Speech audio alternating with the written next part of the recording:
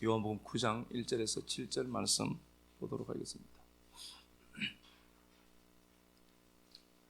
요한복음 9장 1절에서 7절 말씀. 예수께서 길을 가실 때에 날때부터 맹인된 사람을 보신지라. 제자들이 물어 이르되 랍비여, 이 사람이 맹인으로 난 것이 누구의 죄로 인함이니까? 자기니까 그의 부모니이니까? 예수께서 대답하시되 이 사람이나 그 부모는 죄로 인한 것이 아니라 그에게서 하나님이 하시는 일을 나타내고자 하심이라. 때가 아직 낮음에 나를 보내신 이의 일을 우리가 하여야 하리라. 밤이 오리니 그때는 아무도 일할 수 없느니라. 내가 세상에 있는 동안에는 세상의 빛이로라.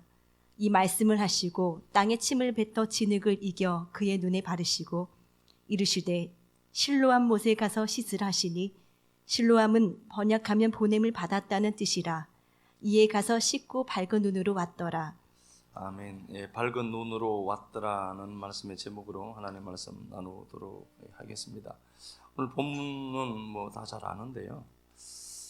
일단 우리가 기도 한번 하고 말씀 나누겠습니다. 하나님, 우리 삶의 모든 역사가 은혜만 담는 그릇 되길 소망합니다.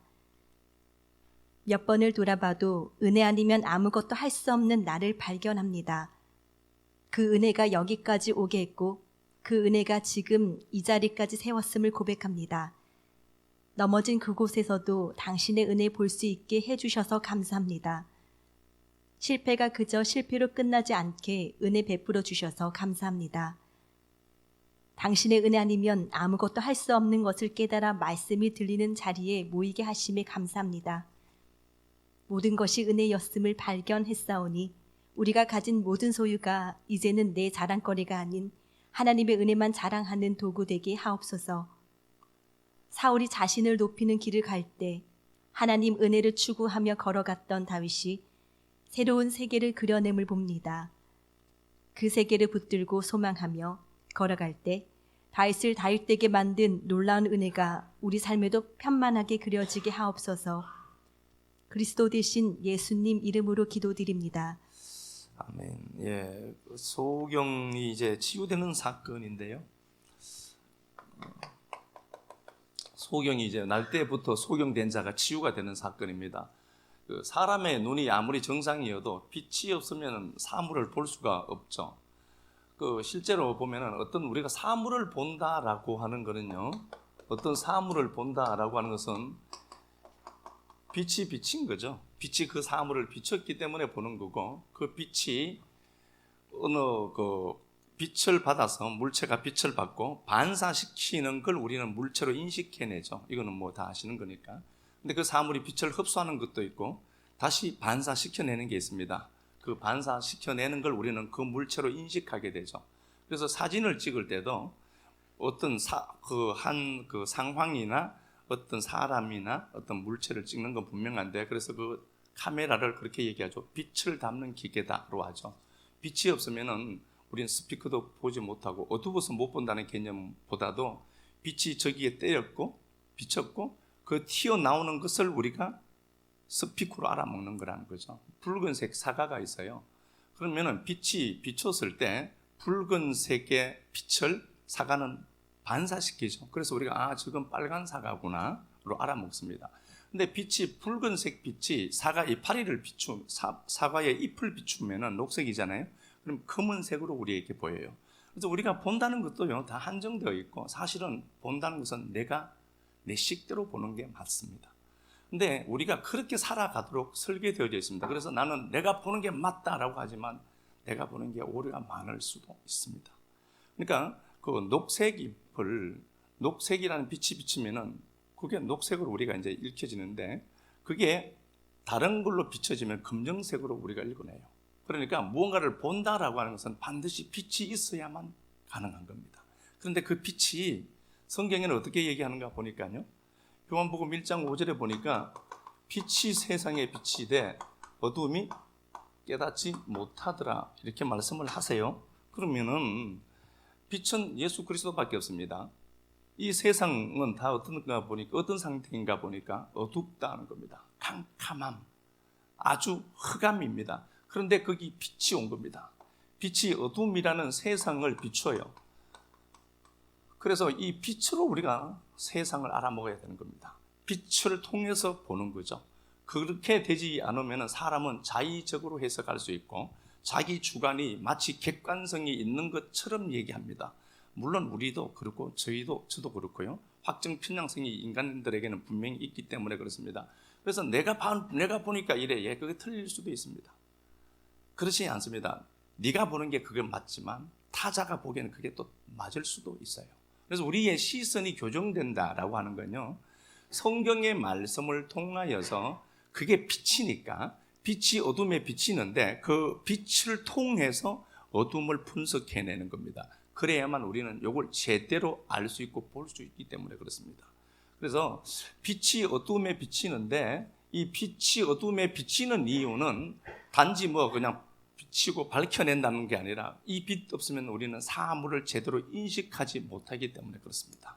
그래서 예수라는 빛이 우리에게 비침으로 말미암아 우리가 그게 이게 이거구나. 이런 현상들이 나타나는 게 내가 아프고 힘들고 고통스러운 것만 아니라 이것 통해서 하나님을 더 가까이 알 수 있고 하나님을 더 볼 수 있고 그 현상 너머로 보는 눈은 빛이 비쳐야만 가능한 겁니다. 그래서 우리가 빛이 있다는 것은 그런 거죠. 예수님이 자신을 선언을 해요. 8장 12절 가서 보겠습니다. 8장 12절. 예수께서 또 말씀하여 이르시되 나는 세상의 빛이니 나를 따르는 자는 어둠에 다니지 아니하고 예수 그리스도를 나는 세상의 빛이다로 말씀합니다. 그분만 빛이에요. 그러면은 세상이라고 하는 것들이 있는데 그 세상을 볼 수 있는 건 뭐냐? 빛을 통해서만 가능한 겁니다. 빛이 없으면 우리는 그걸 인식할 수가 없어요. 그러면 예수 그리스도라고 하는 빛이 없으면 우리는 제대로 못 보는 겁니다. 우리는 눈이 열려서 제대로 본다라고 생각하는데 아니요, 우리가 보는 것은 편협한 겁니다. 제대로 못 보는 겁니다. 그래서 문제에 갇히기도 하고요, 문제가 생기면 그 문제에 덥석 빠져버리죠. 근데 어떤 사람들은, 눈이 열린 사람들은요, 그 문제가 문제로만 안 보여요. 그 문제는 반드시 도약하는 계기가 되기 때문에 그렇습니다. 그런데 왜 똑같은 문제인데도 어떤 사람에게는 그게 걸림이 되고 어떤 사람에게는 그게 굳건한 반석이 될까? 보는 눈의 차이입니다. 보는 눈의 차이는 다시 말하면 빛이 있느냐 없느냐의 차이죠. 오늘 본문 가서 보겠습니다. 5절 4절 한번 볼까요? 4절 5절. 때가 아직 낮음에 나를 보내신 이의 일을 우리가 하여야 하리라. 때가 아직 낮이다. 예수님이 계시는 거죠. 또 봅시다. 5절. 내가 세상에 있는 동안에는 세상의 빛이로다. 예수 그리스도께서 세상의 빛이다. 그렇게 말씀을 하시죠. 빛입니다. 그러니까 그분만이 빛이십니다. 존재이시고 생명이시고 그분만이 빛입니다. 그래서 예수 그리스도 없이 상황을 판단하면은 여러분이 철저하게 오류입니다. 예수 그리스도가 빠진, 하나님의 은혜의 세계가 빠진 저 사람으로 보면은 우리는 오류를 범하는 겁니다. 사람들은 그럽니다. 선악 구조를 참 좋아합니다. 그래서 오늘 본문에 보니까 날 때부터 맹인된 사람이 있는데 이 사람의 불편함에 대해서는 침묵합니다. 사람들은 그렇게 접근하는 게 좋습니다. 이게 누구 죄 때문입니까? 선악 구조입니다. 성경은 선악 구조가 아니라 생명체계라고 했습니다. 선악은 인간이 가진 가장 기본적인 어떤 자산이라고 보는 게 맞죠. 선악으로 항상 봅니다. 그래서 틀렸어, 좋아, 맞아, 아니야로 이분법화된 세계관을 갖고 살죠. 이게 가장 쉽기 때문에 그렇습니다. 이 소경이 있는데 이 소경이 보지를 못해요. 근데 주님이 그렇게 말씀하시죠. 야, 내가 빛이다. 근데 니들이 자꾸 왜 선악으로만 보냐? 얘를 누구 죄 때문입니까? 참 쉬운 거죠. 이 구조가 가장 쉬워요. 그래서 인간은 생각도요, 힘이 덜 드는 쪽으로 생각을 해요.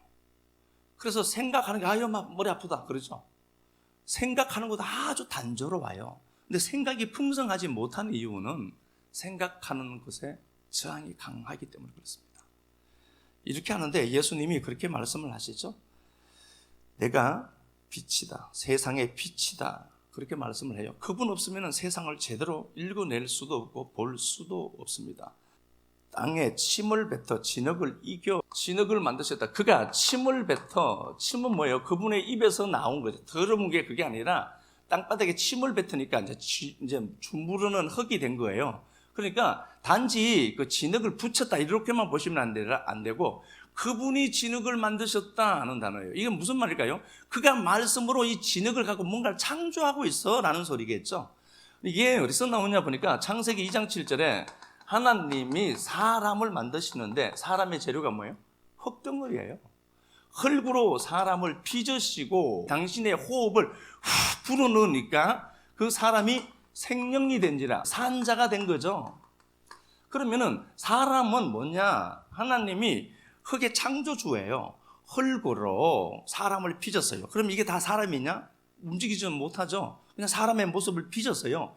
빚으시고 거기다가 당신의 호흡을 후 불어넣었단 말입니다.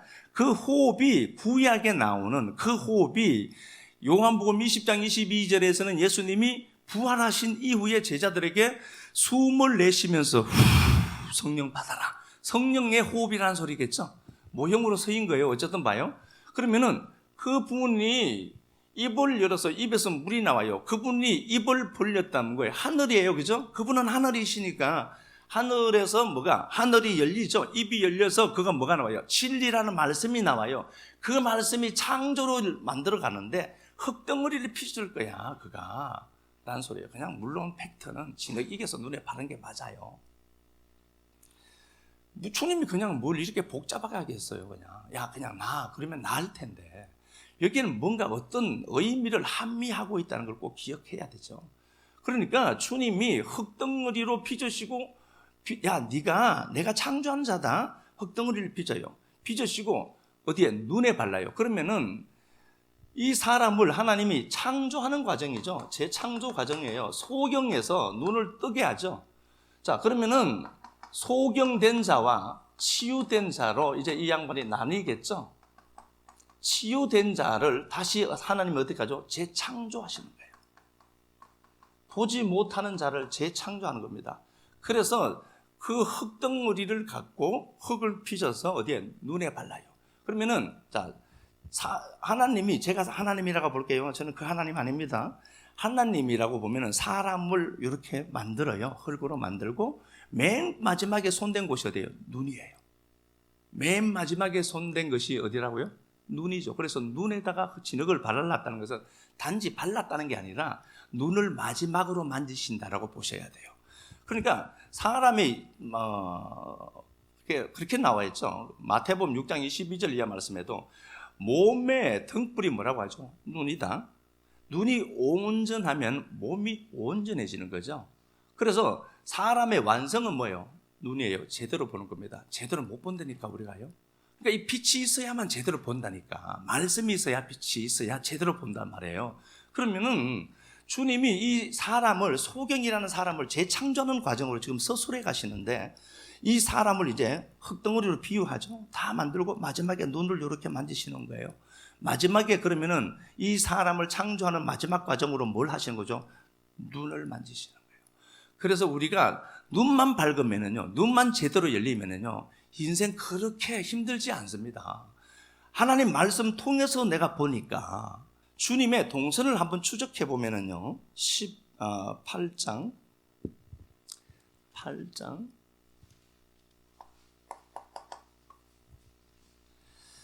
59절 그들이 돌을 들어 치려 하거늘 예수께서 숨어 성전에서 나가시니라. 예수님이 돌을 들어 치려고 하죠. 그들이 아브라함의 후손들이라고 생각하고 있었던 겁니다. 그러니까 주님은 진리를 말했고 하늘 이야기를 했는데 유대주의자들은 그 하늘 이야기를 땅의 이야기로만 자꾸 들어버리는 겁니다. 그래서 요한복음 8장 12절에 야 내가 세상의 빛이잖아. 근데 빛이 비쳐야 얘네들이 제대로 눈이 열려서 뭔가를 알아먹을 텐데 못 알아먹는다는 소리예요. 그러니까 얘네들은 이 양반들은 이 당시에 유대주의자들은 자기들이 아브라함의 후손들이라고 생각하고 착각하고 있는 거예요. 근데 이분들이 계속해서 이 말을 이어오다가 9장 41절에 이들을 소경이라고 주님이 단언해버려서요. 41절 예수께서 이르시되 너희가 맹인되었더라면 죄가 없으려니와 본다고 하니 너희 죄가 그대로다. 니들이 진짜 맹인들이란 소리예요. 40절, 39절, 40절, 41절. 니들 소경이다. 근데 얘네들은 육신의 눈으로 본다라고 하거든요. 잘못 보는 거예요. 빛 없이 보는 거죠. 주님이 지금 요한복음 9장 사건과 8장 사건은 이어진 사건입니다. 물론 초막절이라는 배경을 갖고 있지만 다 설명을 하긴 그렇고요. 요한복음 8장에서 그분이 성전에서 나와요. 성전에서 나와서 길 가다가 소경을 만나서 치유하는 겁니다. 그러니까 성전에서 그렇게 많이 갔다라고 보시면 안 돼요. 성전에서 나오는 길에 라는 소리예요. 이 소경을 주님이 성전에서 나가서 소경에게 야 실로암 연못으로 가라 그렇게 말씀을 했단 말이에요. 자, 그러면 제가 분명히 말씀드렸습니다. 제 창조 과정으로 말씀했죠. 눈을 마지막에 여신 걸로 제가 말씀을 했어요. 그러니까 이 사람은 보지 못하는 자가 보는 것은 새 창조된 자예요. 그러니까 내가 어떤 현상들이 생겼을 때 지금까지 관성의 법칙에 의해서 지금까지 그렇게 해석했던 내가 다른 시각으로 보기 시작해요. 새 피조물 되었으니까. 새로운 존재가 된 거예요. 눈이 열렸다는 것은요. 자, 보냄받았다라고 하는 실로암 연못으로 이제 보내게 되죠. 근데 이 실로암 연못으로 보내는 이유는 보냄받았다는 단어인데 하나님께로 보냄받은 자가 누구인지 보라는 거겠죠. 누구예요? 예수 그리스도겠죠, 당연히. 이곳으로 보내게 됩니다. 자, 이곳으로 보내는데 이곳에 가서 그가 씻으니까 눈이 밝아지게 됩니다. 빛을 가진 눈이 된 거죠. 이걸 잠언 22장 9절에서는 선한 눈을 가진 자가 복이 있도다 이렇게 되어 있습니다. 전도서 2장 14절 19절이죠. 지혜로운 자의 눈은 어디 있어요? 머리에 있다고 했잖아요. 지혜로운 자의 눈은 머리에 있어요. 그래서 우리가 본다는 것은요, 단지 보지 않습니다. 내 안에 있는 축적된 정보, 저 사람에 대한 정보, 저 사람은 나쁜 놈이야 라고 딱 찍어 놓으면 그 사람은 항상 나쁜 놈이에요. 잘하는 것과 못하는 것을 우리는 분명히 양분시켜서 가려내야 하지만 한번 미운 놈은 그래서 끝까지 미운 거예요. 왜 그렇죠? 정보가 이미 내 안에 들어있으니까 하는 게 다 싫은 거예요. 우리 식구들끼리는 분명히 없으리라고 저는 확신합니다. 그런데 어쨌든 보냄 받았다라고 하는 곳으로 이제 보내서 보냄 받은 자가 누구인지 보게 해라는 거죠. 자, 본문 다시 가서 한번 보겠습니다. 본문 갑니다.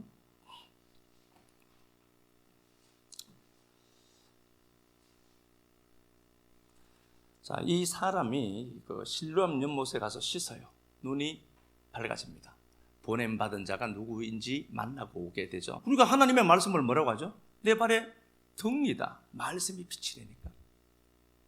잠언 4장 20절에도 내 아들아 내 법을 잘 듣고 잘 지켜라. 샤마르예요. 그것도 샤마르입니다. 그걸 네가 가져야 돼.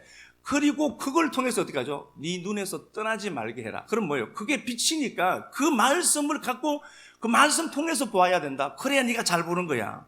그게 빛이 있어야만 사물을 본다는 소리라니까요. 여기서 오는 거죠. 그러니까 여기 기혼샘과 연결된 이곳으로 보내죠. 이 소경을. 자, 보겠습니다. 11절 본문요. 대답하되 예수라 하는 그 사람이 진흙을 이겨 내 눈에 바르고 나더러 실로암에 가서 씻으라 하기에 가서 씻었더니 보게 되었노라. 11절. 이 사람의 알미 점점 더 이제 증폭되고 있어요. 11절에 보니까 예수라고 하는 그 사람으로 봐요. 그러니까 이 사람 눈이 열렸지만 예수님이라는 그 사실이 있어요. 그걸 제대로 보는 눈은 아직 열리지 않죠. 예수님을 그리스도라는 실체로 못 보죠. 11절 우리가 확인했고요. 17절. 이에 맹인되었던 자에게 다시 묻되 그 사람이 내 눈을 뜨게 하였으니 너는 그를 어떠한 사람이라 하느냐. 대답하되 선지자니이다니. 선지자 정도로도 보게 되죠. 33절. 이 사람이 하나님께로부터 오지 아니하였으면 아무 일도 할 수 없으리이다. 하나님께로 온 자 또 보겠습니다. 38절이네요. 38절. 이르되 주여 내가 믿나이다 하고 절하는지라. 드디어 주가 되죠. 주라는 개념은 예수님을 주인으로 인정한다 이 정도를 넘는 거예요. 주여는 항상 그러면 뭐가 나오죠? 예수가 그리스도입니다. 주여 당신은 그리스도입니다라고 했을 때 그 주여 그리스도란 실체로 봐요. 그러니까 예수 넘어 뭘 보죠? 영원한 생명이신 그 하나님을 봐요. 제대로 보는 눈이 열리죠. 제대로 보는 눈이 열립니다. 그러니까 이 사람이 빛비춤이 있으니까, 말씀에 빛비춤이 있으니까 예수 그리스도라는 그 실체하는 어떤 형태를 가지신 분이잖아요. 하나님이에요, 그분이요. 성자 하나님이십니다. 하나님이신데 그 하나님이신 예수가 육체 속에 가둬져 있죠. 그래서 요한복음 12장에서 마리아가 옥합을 깨뜨리잖아요. 그럼 예수가 깨어지니까 안에 있는 뭐가 나와요? 성령, 그리스도가 홀로 나오는 걸 상징으로 한 거라고 했잖아요, 그거. 그러니까 주님이 쟤는 내 장사를 위한 거야, 이게 맞아 라고 했단 말이에요. 그럼 예수님이 죽임 당해야 예수님 안에 있는 뭐예요? 그 기름, 성령님이 홀로 나와서 우리 안으로 쑥 들어와서 우리와 연합하게 되죠. 그래서 우리와 한 몸이 됐다니까요. 우리 안에 있는데 왜 자꾸 밖에서 찾는지 모르겠어. 그럼 그분이 우리와 하나가 되고 한 영이 되었잖아요. 고린도후서 6장 18절이네. 한 영이 되었는데 이 사람이 눈이 열리니까 점점 더 보여지는 현상 너무 차원으로 이해해 먹어요. 그래서 날이 있고 해가 있고 달이 있다. 이걸 아는 것을 지식이라고 해요. 지적이다라는 겁니다. 지식입니다. 근데 요 두 개가 합쳐지는 걸 뭐라고 하죠?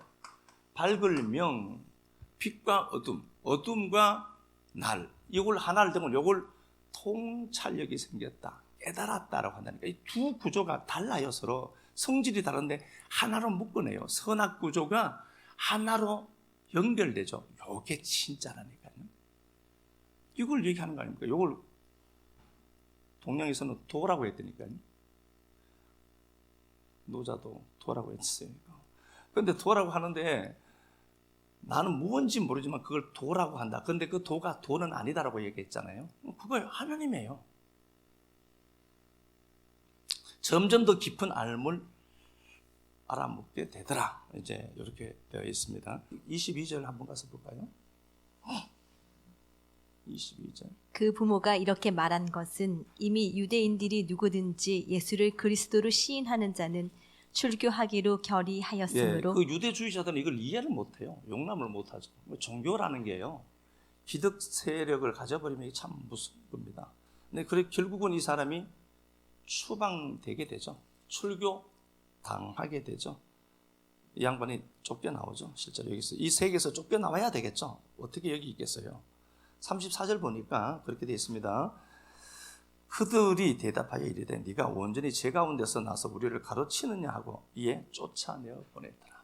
쫓아내요. 그런데 이 사람은 이미 제대로 보는 걸 가졌거든요. 보는 눈이에요. 그럼 전부 소경들이 살잖아요. 여기는 자칭 본다고 하는 자들인데 제대로 못 보는 자들이죠. 주님이 그에게 빛을 비춰주니까 그 양이 주인의 음성을 알고 와요. 그러면 이 사람이 쫓겨나간 건 뭐라는 거죠? 그분이 빛을 비춰서 눈을 열어서 나왔다는 소리예요. 그럼 뭐가 맞는 거예요? 이 사람 입장에서 한번 봅시다. 제가 공동체에서 추방돼서 야 이제 어떻게 먹고 살지 이거? 큰일 났네. 현상이 그러니까 큰일 났네. 유대 사회에서 분리된다는 건 죽음이라니까요. 어떻게 먹고 살지? 이런단 말이에요. 그런데 주님 입장에서는 어떻게 얘기하죠? 야 네가 거기서 쫓겨나간 게 아니라 내가 빛을 주어서 너를 내 음성으로 포네로, 파이노라는 빛을 비춰서 포네라는 음성으로 듣게 해서 내가 너를 거기서 불러낸 거야. 그럼 뭐가 맞는 거예요? 불러낸 거지. 모든 매사 우리 삶에 나타나지는 현상을 이렇게 재해석할 수 있는 힘이 생기는 겁니다. 눈에 빛이 있어야 돼. 눈에 빛이 있으니까 아유 가난해졌네, 돈이 없어졌네, 아니라니까요. 하나님의 계획으로 보면은, 말씀 통해서 보면은 하나님이 거룩한 일을 위해 준비해 가고 계시는 하나님으로 보죠.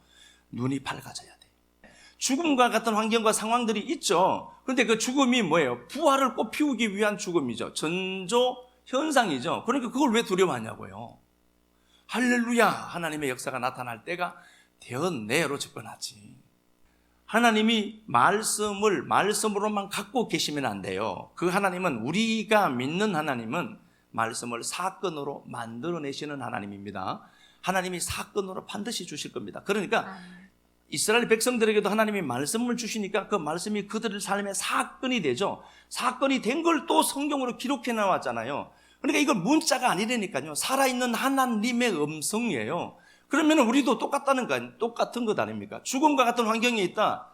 아니에요. 눈이 열려야 되니까. 오늘 이 말씀 들으시고 돌아가시는 우리 식구들이 눈이 열려서 갔으면 좋겠어요. 답답한 환경만 보지 말고, 그래, 여기도 하나님의 역사가 나타난다. 소경으로 가라라고 하면 가면 돼요. 말씀 듣고. 이미 그는 눈이 열렸을지도 몰라요. 육신의 눈은 안 열렸지만 이 사람은 말씀을 믿는 자니까요. 한 번만 좀, 요 구절 한 번만 보고 마치겠습니다. 열왕기하 6장. 잘 알죠, 이 말씀. 열왕기하 6장.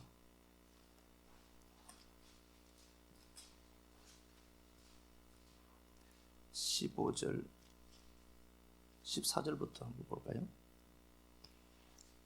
왕이 이에 말과 병거와 많은 군사를 보내매 그들이 밤에 가서 그 성읍을 에워쌌더라. 하나님의 사람의 사원이 일찍이 일어나서 나가보니 군사와 말과 병거가 성읍을 에워쌌는지라. 그의 사원이 엘리사에게 말하되, 아, 내 주여, 우리가 어찌하리까 하니 대답하되, 두려워하지 말라. 우리와 함께 한 자가 그들과 함께 한 자보다 많으니라 하고. 우리가 말씀 통해서 보는 걸 훈련해야 됩니다. 근데 엘리사가 사는 도단성이 에워사였습니다. 아람 군대가 치러 와서 완전히 겹겹이 에워쌌습니다. 도단성이 작아요. 에워쌌는데 엘리사의 눈과 게하시의 눈이 달라요. 빛비춤을 받은 눈과 빛비춤을 받지 못한 눈이 달라요. 빛이 있는 사람은 어떻게 해석하느냐? 엘리사는 어떻게 얘기하죠? 게하시가 얘기하죠. 아, 큰일 났다는 거죠. 아, 큰일 났습니다. 우리가 에워사였습니다. 물리적인 현상에는 에워사일 수 있습니다. 그런데 고린도후서 4장 6절에 답답함을 거꾸로 떨림을 당해도 우리는 거기 낙심하지 않죠. 그게 결과가 아닙니다. 결과를 위해 주시는 과정이죠. 게하시는 큰일 났다는 겁니다. 이 아람 군대가 보여죠. 그러니까 엘리사가 기도하죠. 하나님, 저놈 눈 열어주세요. 저놈 눈 좀 열어주세요. 그리고 엘리사가 눈을 여니까 불말과 불병거가 보입니다. 빛이 비친 눈에는 영적 세계가 보여야 되는 겁니다. 오늘 말씀 들으시고 소경인 나를 고치시려고 오늘 주님이 말씀까지 바꾸시고 이렇게 나 찾아와 주셨구나. 하나님, 내가 이런 일 때문에 답답했는데 이게 아니라 하나님의 영광을 보는 시간이 되도록 도와주옵소서. 눈이 열린 눈 갖고 돌아가시면 좋겠습니다. 육신의 눈을 갖고만 살았던 인생입니다. 환경이 힘들면 힘든 것만 고백하고 가로막혀 있으면 막힌 것만 고백했던 인생들이 우리들입니다. 나면서 소경된 우리들 버려두지 아니하시고 그 소경 찾아 뚜벅뚜벅 오신 주님, 이 인생 찾아와 주셔서 우리들 찾아와 주셔서 고맙습니다. 실로암 연못에서 씻은 바 되어서 이제 그 예수라는 그 사람 선지자, 하나님께로 보낸 자였다. 이제 예수를 주라고 고백하는 이 모습까지 우리를 세워주셔서 고맙고 감사합니다. 식구들 살아가면서 이런 상황 저런 상황에 노출되고 답답하고 우겨삼을 당하는 상황들, 사건들이 있지만 그 사건들을 통하여서 다나토스를 또 경험하고 그 사건 통하여서 하나님 눈 열어서 하나님의 일하심과 행하심을 보는 눈 열려지도록 꼭 도와주옵소서. 해석하는 은혜가 있도록 도와주시고 엘리사에게 주었던 그 눈 우리에게 주셔서 하나님 말씀에 빛 비춰 빛 따라 눈이 더욱더 열려지고 개안되어져 가는 우리들 되도록 성령님 도와주옵소서. 한 주간도 이 말씀을 사건으로 만들어내실 하나님을 높이고 찬양합니다. 주님 앞에 드린 시간들, 물질들, 헌신들 꼭 기억하시고 아름다운 복으로 역사 속에서도 갚아주시길 간절하게 소망하며 사시는 우리 주 그리스도 예수님 이름 받들어 감사하며 축복하고 기도드리옵나이다. 아멘.